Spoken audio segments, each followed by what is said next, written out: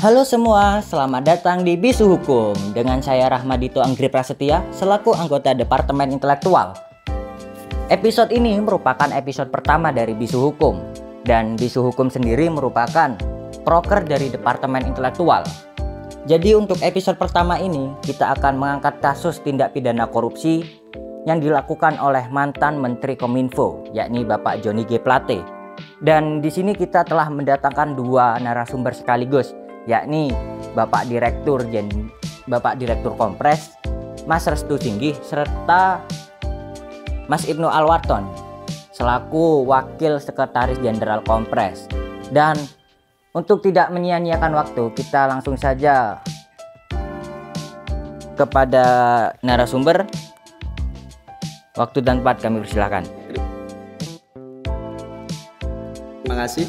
Menurut saya itu penerapan pasal yang dalam Undang-Undang Tindak Pidana Korupsi, dalam hal ini Undang-Undang Nomor 20 Tahun 2001 atas perubahan Undang-Undang Nomor 31 Tahun 1999 pasal 2 itu sudah efektif karena pasal itu sangat luas. Melawan hukum sangat luas. Jadi perbuatan terdakwa yang melanggar aturan tertulis apapun sepanjang dia memperkaya diri sendiri atau orang lain atau korporasi dan menimbulkan kerugian keuangan negara, dia bisa dijerat dengan pasal 2 ayat 1 tersebut. Nah, kemudian yang menjadi problematika sampai saat ini bahwasanya pelaku yang terjerat tindak pidana korupsi yang dalam hal ini sudah tercantum dalam unsur-unsur pasal 2 ayat 1 itu juga memiliki kemiripan dengan unsur-unsur pasal 3 ayat 1. Nah, pada dasarnya kedua pasal tersebut sama-sama menjerat pelaku tindak pidana korupsi. Namun perbedaannya dalam pasal 3 pelaku bisa dijerat jika mempunyai kewenangan. Nah, sedangkan pasal 2 ini mengatur setiap orang, yang berarti bahwa pasal tersebut memiliki subjektivitas yang lebih luas dan umum. Nah, problematika inilah yang kemudian muncul. Problematika yang pertama yaitu sanksi pidana dari kedua pasal tersebut berbeda. Nah, yang seharusnya ancaman pidana yang dirumuskan untuk pasal 3 lebih tinggi dari pasal 2 dikarenakan pasal 3 itu perbuatan korupsi yang dilakukan haruslah memiliki kewenangan terlebih dahulu. Nah, artinya apa? Subjek hukum yang melakukan tindak pidana korupsi yang dimaksud pasal 3 itu memiliki wewenang atau memiliki power tersendiri dalam melakukan perbuatan tersebut. Nah, sehingga secara yuridis seharusnya pasal 3 ini ancamannya lebih besar, lebih tinggi. Nah, dalam pasal 3 itu ancaman pidananya lebih rendah ketimbang pasal 2 ayat 1. Nah, untuk pasal 2 ayat 1 itu tindak pidana korupsi dapat dipidana seumur hidup atau pidana penjara paling singkat 1 tahun dan paling lama 20 tahun dan atau denda paling sedikit 50 juta rupiah dan maksimal 1 miliar rupiah. Nah, ini yang menjadi problematika sampai saat ini bahwasanya sanksi pidana terhadap subjek hukum yang berbeda. Nah, itu lebih jauh mengalami distrust atau ketimpangan hukum tersendiri. Karena apa? Karena secara eksplisit bahwasanya subjek hukum dalam pasal 2 dan pasal 3 itu berbeda. Nah, yang seharusnya dalam pasal 3 karena dia subjek hukumnya memiliki wewenang dalam melakukan perbuatan tersebut harus lebih tinggi. Mungkin itu saja sementara. Gimana nih kalau kita kaitkan peristiwa tindak pidana korupsi ini dengan politik ya kaitannya? Tentu ya seperti kita harus sejalan dengan apa yang diutarakan oleh Menteri Koordinator Bidang Politik, Hukum dan Keamanan atau Menko Polhukam Republik Indonesia, yakni Bapak Mahfud MD. Beliau memastikan bahwa tidak adanya politisasi hukum terkait ditetapkannya Bapak Johnny G. Plate ini sebagai tersangka kasus korupsi dugaan tindak pidana korupsi. Pak Mahfud MD memastikan hal ini tidak ada hubungannya dengan partai politik dan murni penindakan hukum, sehingga kita meminta semua pihak untuk berpikir positif.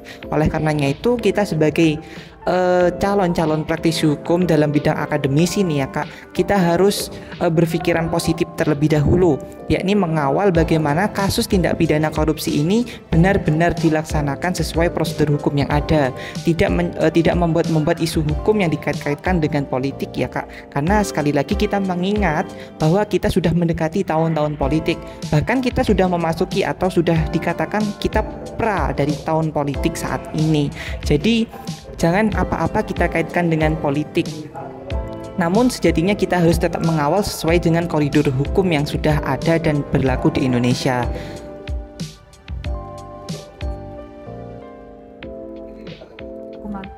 Saat ini masih hangat-hangatnya tuh ya perbincangan mengenai peristiwa yang menimpa mantan Menteri Komunikasi dan Informasi Republik Indonesia, yakni Bapak Johnny G. Plate, yang mana beliau diduga melakukan tindak pidana korupsi terhadap proyek pengadaan BTS 4G dan infrastruktur pendukung paket 1, 2, 3, dan 4 dan 5 milik Bakti Kominfo di tahun 2020 sampai tahun 2021, yang mana oleh negara proyek ini dianggarkan sejumlah 28 triliun namun baru dicairkan sejumlah 10 triliun.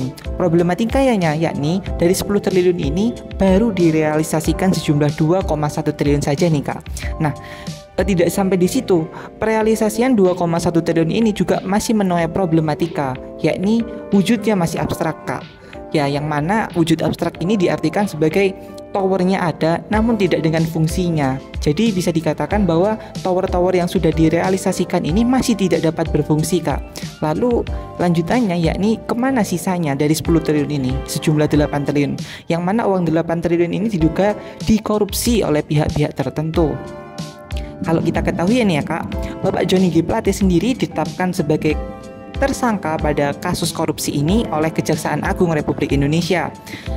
Menurut Kepala Pusat Penelitian Hukum Kejaksaan Agung Republik Indonesia, Bapak Ketut Sumadana, Kejaksaan Agung dalam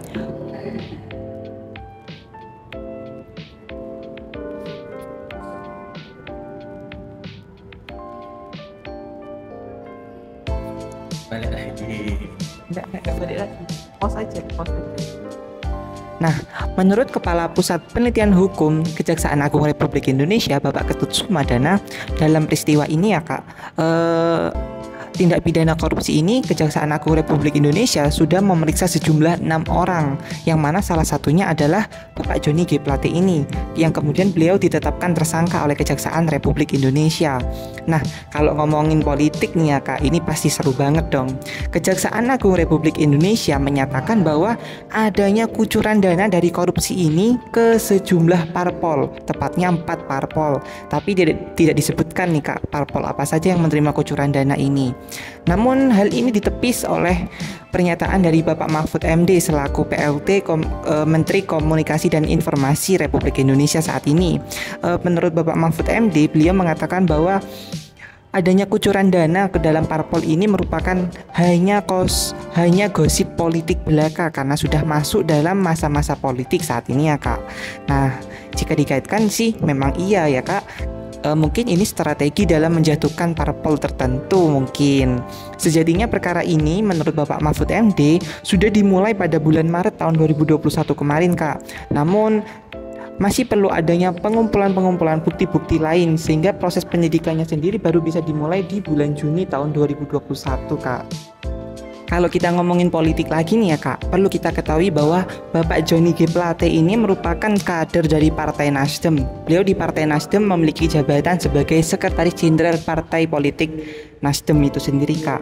Nah, apabila kita kaitkan ya Kak, saat ini kan sedang memanas-memanasnya tuh hubungan antara Presiden kita Bapak Joko Widodo dan Ketua Partai Politik Partai Nasdem yakni Bapak Surya Paloh, yang mana seperti yang saya kutip di liputan6.com ya Kak, memanasnya hubungan Jokowi dan Surya Paloh ini berawal dari perbedaan pilihan politik di Pilpres 2024 nanti Kak, yang mana Surya Paloh mengusung Anies Baswedan, sementara Jokowi bersama partainya yakni PDIP mencalonkan Ganjar Pranowo sebagai bakal calon presidennya nanti di tahun 2024. Menurut pengamat politik Bapak Arief Kicaniago, beliau menilai bahwa penetapan tersangka Sekretaris Jenderal Partai Nasdem ini dipastikan akan memperuncing hubungan Surya Paloh dengan Jokowi. karena penetapan tersangka Johnny G. Plate ini dilakukan saat momen politik yang bakal merugikan Nasdem secara elektoral. Apalagi pemberitaan sudah mengarah bahwa duit korupsi ini mengarah ke partai politik, Kak. Selama ini, Nasdem sendiri masih berdiri dalam dua kaki, di mana saat ini Nasdem masih berada di dalam kabinet Jokowi. Sementara satu sisi mendukung pencapresan Anies Baswedan yang mengusung slogan perubahan. Selain itu, nasib hubungan Jokowi dan Surya Paloh ini juga akan tergantung dari keputusan siapa yang akan dipilih untuk menggantikan dari posisi Bapak Johnny G. Plate ini sebagai Menkominfo. Dapat dikatakan seperti ini ya, Kak. Kalau Pak Jokowi menggantikan dengan kader Nasdem, maka Pak Jokowi masih bersama Nasdem. Tapi kalau beliau mengganti di luar Nasdem, maka secara tidak langsung Bapak Jokowi mengusir Nasdem dari kabinetnya. Menurut pernyataan dari Direktur Eksekutif Parameter Politik Indonesia, Bapak Adi Prayitno, beliau mengatakan bahwa hubungan Jokowi dan Surya Paloh ini sudah kusut dan semakin rumit. Semakin sulitnya ini ketika mencari titik temu karena tanda-tanda keduanya mulai meretak sudah saat lama yang dulu. Terutama sejumlah pertemuan-pertemuan partai pendukung pemerintah, Nasdem selalu tidak diundang. Itu artinya bahwa Nasdem sudah tidak dianggap sebagai koalisi dari pemerintah. Apalagi penetapan tersangka sekjen Partai Nasdem ini akan membuat hubungan makin seram, makin gelap gulita dan sulit untuk disatukan kembali. Sementara menurut pakar politik komunikasi politik, Bapak Emrus Sihombing menilai bahwa relasi politik antara Jokowi dan Surya Paloh tidak akan mesra seperti dahulu, meskipun dia meyakini hubungan pribadi antara Jokowi dan Surya Paloh tidak akan memanas.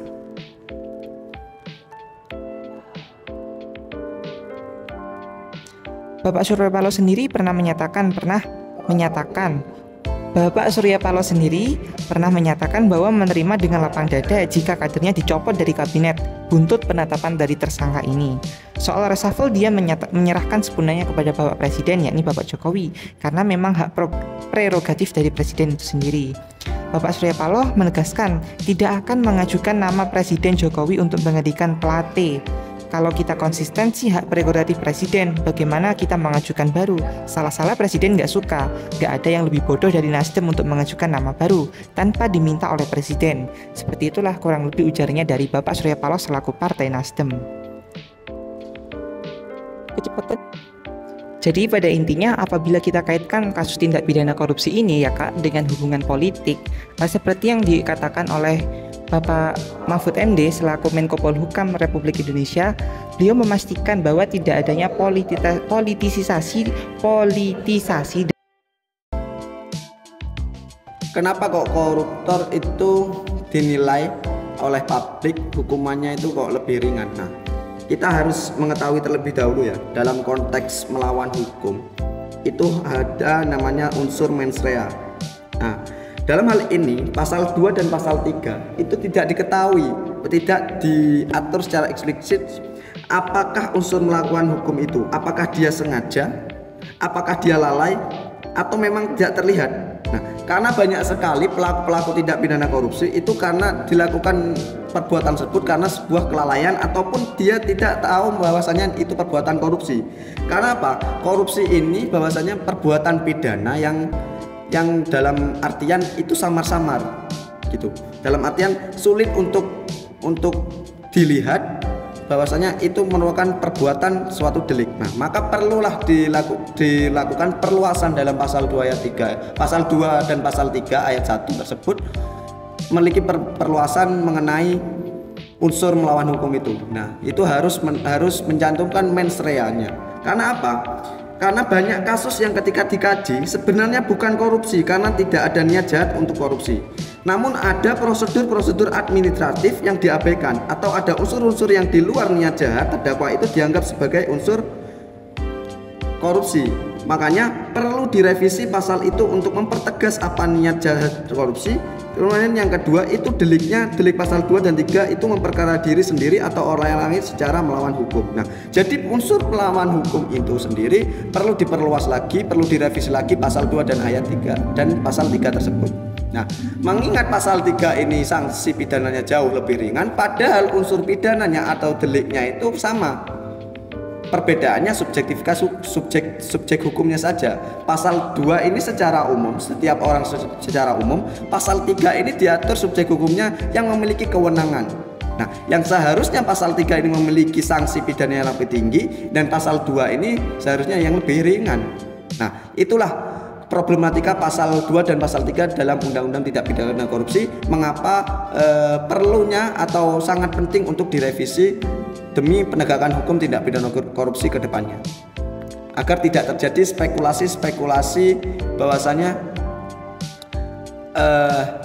penegak hukum itu masih memandang bulu, atau dalam orang awam itu mengatakan bahwasanya hukum itu tajam ke bawah, tumpul ke atas. Nah, seperti itu. Saran ke depannya yaitu seperti yang saya katakan tadi, bahwasanya adanya perluasan, adanya revisi sebuah undang-undang, yang dalam hal ini Undang-Undang Tindak Pidana Korupsi, dalam menyangkut unsur-unsur pasal tersebut, termasuk dalam penerapan sanksi pidana terhadap siapa yang melakukan, yang diatur dalam pasal 2 dan pasal 31. Nah, kemudian yang menjadi diskursus dalam hal ini, yang menjadi wacana-wacana dalam publik, bahwasanya pasal 2 ayat 2 ini menjadi pasal yang tidak dapat digunakan karena ada keadaan tertentu untuk menjerat seorang pelaku korupsi ini dengan ancaman pidana mati. Jadi harus memenuhi keadaan tertentu. Nah, keadaan tertentu ini juga harus dipertegas lagi dan diatur secara jelas dalam undang-undang. Nah, itu yang kedua. Kemudian yang ketiga, unsur melawan hukum itu tadi. Unsur melawan hukum itu tadi harus dipertegas juga dalam pasal 2 dan pasal 3, karena itu menyangkut mens rea. Karena apa? Karena dalam banyak kasus dia juga tidak mengetahui bahwasanya dia melakukan tindak pidana korupsi ataupun dia lalai dalam melakukan perbuatannya. Nah, itu juga menjadi